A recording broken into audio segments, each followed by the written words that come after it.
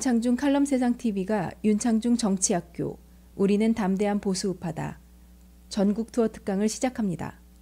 6.25 이후 최악의 엄중한 대한민국의 난세. 대한민국을 지키고 있는 국가 중심 세력, 시민들을 직접 만나 함께 토론합니다. 대한민국에서 보수우파로 어떻게 살아가야 할 것인지, 정권 재창출은 과연 불가능한 것인지, 대한민국의 미래를 함께 고민합니다. 첫 번째 윤창중 정치학교는 9월 22일 금요일 서울 영등포구 갤럭시 호텔에서 3시간 동안 열립니다. 원활한 특강 진행을 위해 동영상 촬영을 금지합니다. 궁금한 점은 010-8881-4649로 문의해 주세요. 여러분 안녕하십니까, 윤칼세TV입니다. 요즘 문재인 정권이 들어서 가지고 보수 우파 세력을 적폐 세력이라고 참 그 세지혀에 올려서 낙인을 찍고 그 적폐 세력을 청산하겠다고 나서는 사람들, 참 노란색 완장을 차고서 참 설쳐대는, 저는 이 사람들을 노란색 완장 문희병이다, 문재인의 홍위병들이다, 노란색 완장 문희병들이라고 저는 명명합니다. 이들이 말하는 그 적폐 세력이라는 것은 6.25 때 말이죠, 저 좌익들이 부르주아 보수 반동이라고 하는 그 낙인, 그 낙인을 바꿔 말한 거 아니겠습니까? 그게 무슨 말이겠어요? 근데 자유한국당은 여기서부터 말려 들어간 거예요. 적폐청산이다.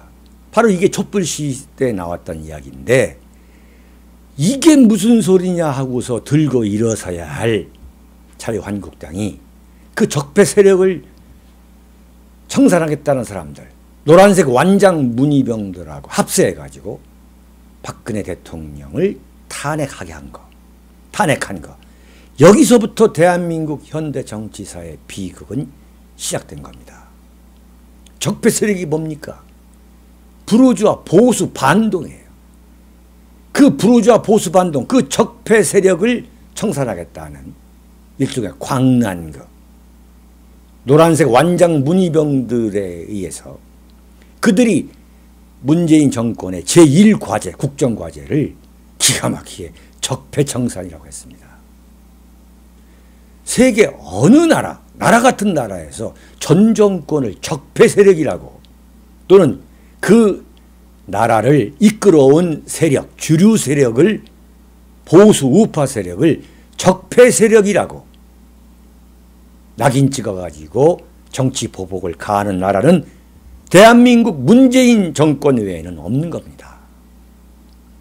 그런데 지금 그 적폐 청산 태스크포스라는 것이 대한민국 국민의 혈세로 운영되고 있는 행정부 각 부처의 구석구석에 설치되어 있습니다. 적폐청산 태스크포스다. 참 기가 막힌 이야기예요. 노무현 정권 때에 각 행정부에 개혁위원회라는 걸 만들어가지고 지위 고하를 막론하고 저 말단부터 위에까지 그 개혁에 동참하는 세력이 그 개혁위원회를 만들어서 그 부처 행정부를 개혁하자는 아이디어가 나왔을 때 제가 참 엄청난 반대를 했습니다. 결국 무산이 됐죠. 그 개혁위원회가 바로 지금 뭐냐면 적폐청산 TF라는 거예요. 과연 이것이 얼마만큼 무서운 광란극을 대한민국에 불러올 것인가를 자유한국당이 알아야 되는데 전혀 알지를 못하는 거예요. 이게 도대체 무슨 소린가? 지금 국정원에서 블랙리스트라는 게 나왔는데, 국정원의 그 적폐청산 TF 팀장에 정혜구 교수라는 사람이, 성공회대학교의 정혜구 교수라는 사람이 대표적인 좌익 교수입니다. 저는 이 양반이 한겨레 신문의 칼럼을 계속 써왔는데 제가 유심히 봤어요. 대한민국에 이런 좌익도 있구나. 정말 대한민국 좌익의 가장 극단적인 좌익, A급 국좌이라고 할 수 있는 사람이 정혜구 교수라는 사람입니다. 이 사람이 지금 국정원 TF에 들어가 있는 거예요. 구조적으로. 그러면 왜 이런 사람을 들어 넣어가지고 국정원을, 사실상 국정원을 좀 해체하는 겁니다. 이렇게 벌떼처럼 자유한국당이 들고 일어나야 되는데 그것도 그냥 넘어가고 있어요. 넘어갔어요. 그리고 대한민국 언론은 조선일보를 비롯해서 모든 언론이 나서가지고 적폐청산이 마치 무슨 구국의 혁명인 것처럼 미화했던 거 아니겠습니까? 그 국정원이 내놓은 첫 번째 작품이 바로 연예인, 문화예술인 그 블랙리스트 아니겠어요. 기가 막힌 소재죠. 국민의 말초신경을 자극해가지고 우리가 눈에 익은 그 연예인들, 영화 배우, TV 탤런트, 심지어 가수에 이르기까지, 또는 뭐 소설이나 쓴다는 사람들, 그걸 82명의 그 명단이 있더라. 이걸 지금 9년 전에 이명박 정권 시절에 했던 이 블랙리스트를 찾아낸 겁니다. 왜 없겠습니까?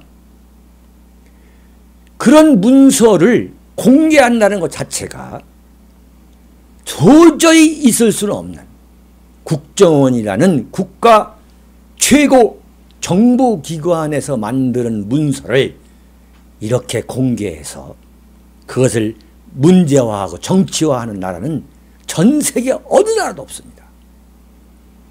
그런데 여러분, 연예인 또는 문화예술인에 대한 블랙리스트라는 것이 이명박 정권 시절에만 있었습니까? 그건 김대중 노무현 정권, 어느 정권 때마다 내부적으로는 그런 문건이 존재해왔다. 이른바 조난문서, 블랙리스트라는 게 조난문서랍니다. 그 조난문서가 존재해왔다는 것은 천하가 다 알고 있는 거예요. 그런데 이 82명의 명단을 내놓았습니다. 정권이 바뀌면서 물 만난 연예인도 있을 수가 있고 그렇지 않은 연예인도 있을 수가 있는데, 자기들이 김대중 노무현 정권 때 가장 잘 나갔던 연예인이 누굽니까? 그게 바로 명계남, 문성근, 김미화, 지금 82명의 블랙리스트에 들어있는 사람들이 그 양반들의 전성시대 아니었어요? 그러면 그때는 왜 가만히 있다가 지금 와서 이런 블랙리스트가 있다 나오는 거냐. 그러면서 아예 블랙리스트는 국정원 원세훈이 만든 게 아니라, 원세훈은 하수인에 불과하고 이명박이가 만든 것이다라고 몰아가는 거예요. 이미 몰아가고 있어요. 그래서 그 이름도 MB 블랙리스트입니다. 지난번 특검이 블랙리스트를 만들어가지고 거기다가 김기춘을 끄집어 넣고 그 다음에 조윤선을 끄집어 넣고 그 주범은 박근혜 대통령이다 라고 몰아갔던 구도와 똑같은 겁니다. 정말 기가 막힌 거죠. 이거야말로 자기들 정권에서는 자기들 좌파 연예인들, 그 정권이 그 세워지는 데 기여했던, 참 몸을 던져 그 앞장섰던 연예인들, 그 예술인들이란 사람들은 모조리 모든 문화예술단체에 그 감투를 다 씌우고 완전히 홍위병 문화혁명을 이뤘던 사람들이 지금 이명박 정권 9년 전의 일을 거슬러 올라가 가지고 82명의 명단을 내놓고 있습니다. 이게 무슨 의미냐? 이젠 박근혜에 의해서 마녀 사냥의 차례가 이명박이라는 거예요. 이명박이다.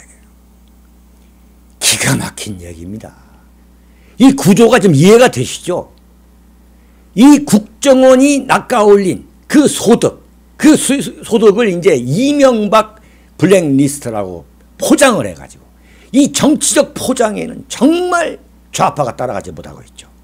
자유한국당은 그저 멍청하게 쳐다보만 있고, 과연 이것을 어떻게 해야 될 것인가에 대한 그러한 의지나 자세가 전혀 없고, 자기들만 잘 먹고 잘 살면 되는 게 자유한국당. 근데 이제 이명박 차례입니다. 정권 이제 출범해서 이제 정신을 차린 이 소위 말하는 노란 완장 그 문희병들이 이제 이명박을 겨냥하고 있는 겁니다.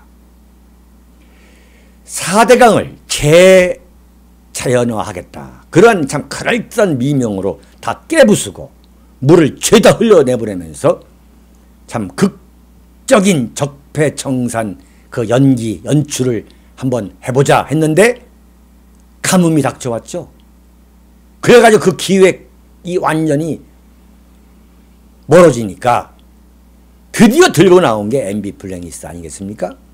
그래서 박근혜 대통령에게 가했던 인민재판 마녀사냥을 이명박, 그 제물로 이명박을 삼자. 9년이 지난 그 블랙리스트를 꺼내가지고 지금 달려드는 겁니다. 그래가지고 82명 중에 가장 먼저 문성근이가 갔다 왔죠.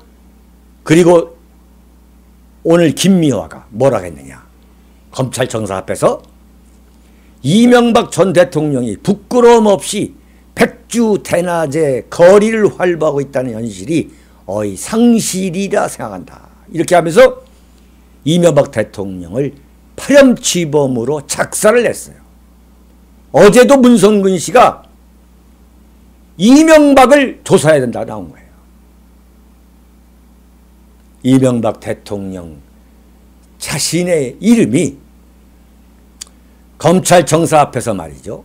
김미화, 문성근의 그 세치 혀위에 올라갈 것이라고는 참 꿈에도 상상을 못했을 겁니다. 마치 일제 그 탄압으로 말이죠. 옥고를 치르고 나온 그 독립운동가처럼 당당하게 말이죠. 이명박 대통령 조사해야 한다. 어떻게 이명박 대통령이 부끄러움 없이 백주 대낮에서 거리를 활보하느냐. 이렇게 그런 꼴이 될 것. 자신의 운명이 말이죠. 김미화, 문성근의 세치 혀 위에 올라갈 것이라는 그런 상상을 해봤겠어요? 그런데 그런 이명박 대통령이 보수 우파로부터 사실은 엄청난 동정심을 받아야 할 텐데 그렇지 않고 있습니다. 무슨 소리냐? 지금 보수 우파 세력 중에서도 박근혜 대통령 처지를 개탄하는 사람들도 말이죠. 박근혜 대통령의 참 처참한 그 신세를 개탄하는 사람들도 MB가 지금 곤경에 빠져가고 있는데 일말의 동정심도 갖고 있지 않다. 저는 그렇게 보고 있습니다. 왜 그랬느냐? MB는 재임 중에도 쇠고기 촛불, 광화문 촛불 시위 때 겁이 나니까 청와대 뒷산에 올라가서 아침 이슬 불었다는 참 말도 안 되는 말을 만들어가지고 좌파에게 영합하고 아부하고 하다가 청와대를 나와서는 어떻게 했느냐. 쥐죽은 듯이 있다가 박근혜 대통령이 탄핵에 몰리니까 국민의 뜻에 따라야 된다. 참 도저히 한때의 동지라고 할 수 없는 그러한 해서는 안 되는 정치적으로 인륜적으로 도저히 해서는 안 되는 언행으로 보수 우파의 그 마음을 얼마나 상하게 했습니까? 그래가지고 김무성, 유승민, 이혜훈 이런 반박근혜 세력이 탄핵을 하고 당을 만들려면 말이죠. 이명박 대통령 자신이 생각할 때 아 나의 운명은 이제 속 시원하다. 아 박근혜 정말 알턴니 빼버리면 내 운명 나머지 내 그 참 생애도 순탄 대로가 될 것이다. 후원이 펼쳐질 것이라고 생각했지만 그건 착각입니다. 착각인 것으로 지금 나오고 있습니다. 설마 9년 전에 내가 했던 일을 문재인이가 정권을 잡아도 설마 9년 전에 대통령 한 나에게 정치보복을 할까? 그렇게 생각하고서 좋다. 다음 대통령이 설령 보수 우파가 되지 않더라도 박근혜 대통령 알턴 이처럼 빼버리자 했던 거 아닙니까? 그러다가 지금 이명박 대통령 자신이 정치보복을 당하고 있는 거 아니겠어요? 저는 확신합니다. 노란완장 문희병들 저는 확실합니다. 적폐청산의 활용정점이라고 하죠. 활용정점, 마지막 점을 찍는 효과를 극적으로 연출하기 위해서 이명박 대통령을 검찰청사 앞에다가 세워서 이른바 패가망신하는 꼴을 틀림없이 보이게 할 것이다. 최악의 경우 끝내 감옥에 보낼 가능성이 농후하다고 저는 전망합니다. 감옥에 보내려고 할 것이다. 그 가장 큰 이유와 동기는 뭐냐? 이 노란완장 문희병들이 자신들의 그 주군으로 모셨던 노무현이 자살하게 만든 그 이유와 원인이 뭐냐? 그건 MB다. MB 검찰이 몰아쳐가지고 노무현이 자살하게 만든 것이다. 따라서 MB에게 그 자살에 상응한 정치 보복을 하지 않으면 적폐청산이 완수됐다고 그런 성취감에서 물러날 리가 없습니다. 두고 보십시오. 노무현의 죽음만 떠올리면 정말 MB에 대한 증오심, 그 증오심 때문에 자신들이 권력을 갖고 이제 권력을 잡았으니까 대한민국 현대 정치사에서 가장 부도덕한 군주로 만들어가지고 정말 삼천리 방방곡곡을 끌고 다녀도 참 속이 시원치 않다고 생각할지 모르겠습니다. 그럴 겁니다. 그 결과는 어떻게 될 거냐? 보수 우파의 씨가 마를 것이다. 그래서 이명박 대통령이 박근혜 대통령의 하야 탄핵을 사실상 그 탄핵을 주도했던 그 세력의 사실상 배후에 서 있었던 것, 그것이 결국은 보수 우파의 괴멸, 보수 우파의 씨를 말리는 결과를 지금 낳고 있다. 저는 이렇게 보고 있습니다. 만약에 박근혜 대통령이 말이죠, 그 엄청난 시련에 빠져 들어갈 때, 김무성, 유승민, 이해운 이런 자들이 탄핵해야 한다고 당을 깨니 많이 할 때에 자기가 대통령까지 된 그 당의 운명 앞에서 MB는 이런 얘기를 했어야 됩니다. 어떤 상황에서든 새누리당이 분당해서는 안 된다.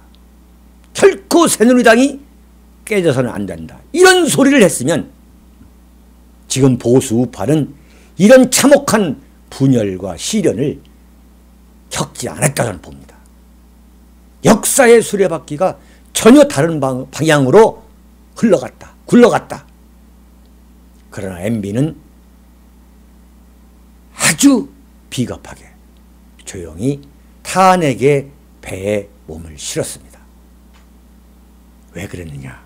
박근혜에 대한 복수심 때문이었습니다.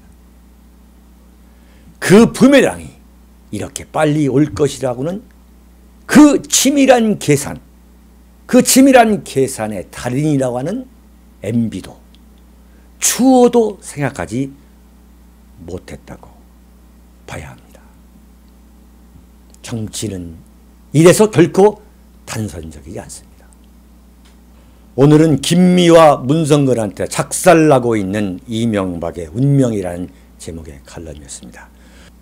여러분, 이번 주 금요일이죠. 9월 22일 서울에서 열리는 윤창중 정치학교에 여러분 누구나 참석하셔서 우리가 보수의 길을 모색하는 시간을 함께 갖도록 하겠습니다. 그리고 구독 버튼도 꼭 좀 눌러주세요.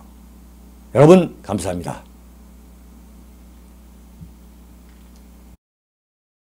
윤칼세 TV는 여러분의 후원과 도서 주문으로 운영됩니다. 윤칼세의 올곧은 목소리, 여러분의 후원이 필요합니다. 윤창중이 피를 토하듯 써온 세 권의 책, 박근혜 정권의 제1호 인사 윤창중, 언론과 적대 정치 세력에 의한 억울한 누명, 난도질, 생매장, 박근혜 대통령을 붕괴시키기 위한 예고편이었습니다. 2013년 5월부터 2016년 5월까지 3년간 죽음보다 더 암담하고 참혹했던 칩거와 운둔. 윤창중은 어떻게 인간적, 정치적 시련을 극복하고 세상에 다시 돌아왔는가.